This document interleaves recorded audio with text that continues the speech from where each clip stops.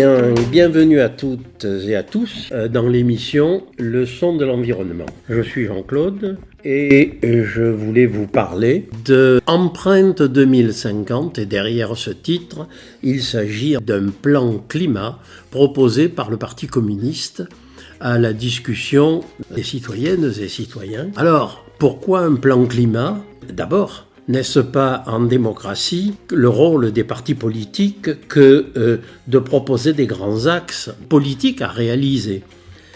Deuxièmement, il y a à peser par l'opinion sur la représentation nationale, car tout le monde se rend compte de l'urgence climatique. Et enfin, un plan, parce qu'il faut coordonner les actions des différents acteurs de façon à ce qu'on ait un ensemble cohérent et qui fasse changer les choses. Donc un plan climat proposé par un parti pour que l'État agisse et soit efficace. Mais y a-t-il une urgence à ce point ? Oui, car les événements climatiques extrêmes se précipitent, deviennent de plus en plus violents et nombreux. Les ouragans, les inondations, la neige moins importante en montagne, des endroits où il faut irriguer alors qu'auparavant l'herbe poussait toute seule, etc., etc. Il y a deux grandes options devant ces changements. Soit on laisse faire, comme Trump même, on peut forer encore plus, faire encore plus appel aux mines, les terres rares, n'est-ce pas ? Ou alors forer pour du pétrole. Mais alors là, c'est clair, on va tous dans le mur. Deuxième option, s'engager à prendre les mesures qui permettront non pas d'arrêter tout de suite, mais en tout cas de contrôler l'évolution du climat. Donc la question se pose, comment peut-on faire ? Quels sont les axes que ce plan climat propose ? Il y a d'abord une corrélation évidente entre l'évolution des températures depuis le 19e siècle et d'autre part l'émission de gaz à effet de serre, à commencer par méthane et gaz carbonique. Donc ce plan est un plan qui chiffre un certain nombre d'objectifs par grands secteurs économiques et grands secteurs d'activité. Le premier, le plus important, c'est les transports. Les transports qui, évidemment, ont recours aux moteurs thermiques, donc à l'essence ou au fioul. Et quand on voit l'importance, le développement des transports, eh bien, on comprend que c'est un secteur où il faut changer de braquet, développer le ferroviaire pour les grandes distances et pour les petites distances et les flottes contraintes des voitures d'entreprise. Eh bien là, c'est le tout électrique qui sera la solution, donc la voiture électrique. Le deuxième grand secteur sur lequel il faut agir, c'est l'industrie. Et là, donc, développer une industrie décarbonée. Là encore, l'électricité est une des solutions. Qu'il doit y avoir une sobriété dans la consommation. Il ne s'agit pas de faire en sorte que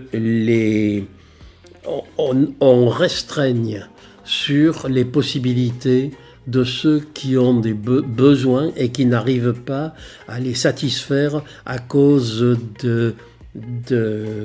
des salaires trop bas, à cause du chômage, à cause de toutes ces difficultés sociales auxquelles on assiste. Ceux-là, il faut au contraire développer leurs moyens de vie, leurs ressources. Mais il s'agit d'appeler et de réaliser la sobriété pour un certain nombre de gens qui se considèrent comme des élites et qui vont surconsommer. Alors, par exemple, lorsque Bernard Arnault prend un avion privé et se déplace dans une journée dans tous les pays d'Europe, ou presque, c'est là, ça, les avions privés, la dérégulation de la navigation aérienne, tout cela, il faut y revenir, le contrôler. Et effectivement, on aura à ce moment-là une sobriété énergétique renforcée. Donc, pour ce besoin d'énergie, il faut de l'électricité. Et la France a développé un certain nombre de possibilités. Nous proposons de les développer en ayant conscience du potentiel de chacune. D'abord, une base d'électricité nucléaire, car le nucléaire est considéré d'ailleurs au plan international comme un moyen de décarbonation. Mais le nucléaire civil doit être du secteur public avec des consignes de sécurité renforcées. Et ça, on peut le développer, il y en a besoin. Et comme les centrales actuelles sont vieillissantes, il faut développer des EPR pour les remplacer. Il faudra aussi développer les énergies renouvelables, notamment le photovoltaïque et l'éolien. Et enfin, il y a l'hydraulique.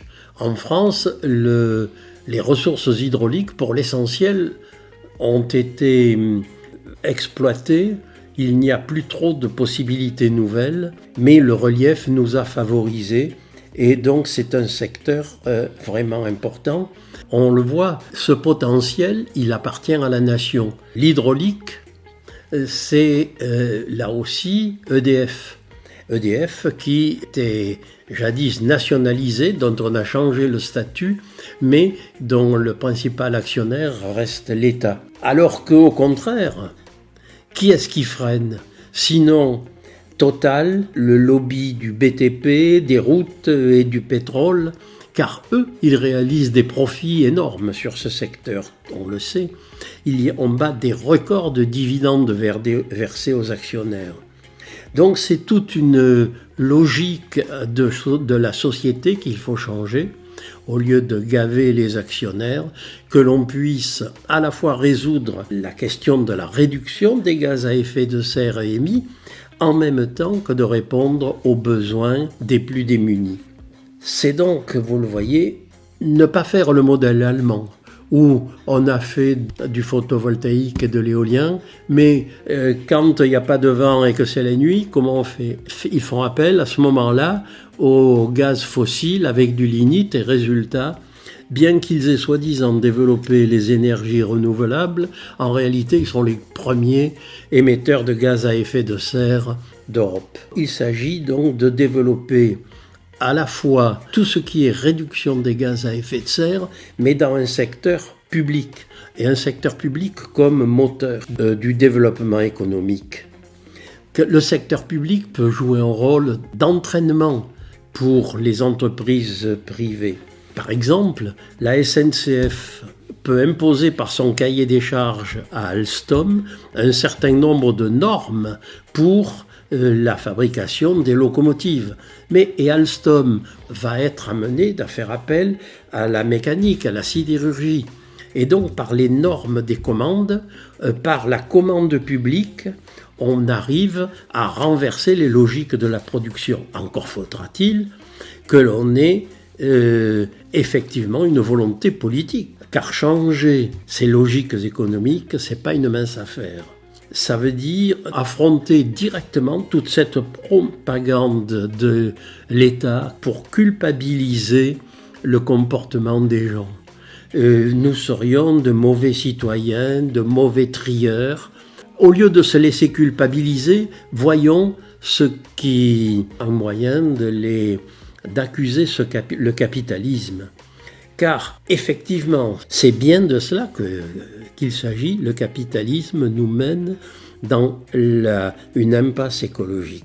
C'est vrai qu'on ne peut pas tout attendre de l'État et qu'il y aura besoin d'initiatives multiformes sur le terrain, à chacun de trouver comment faire au mieux dans cette perspective.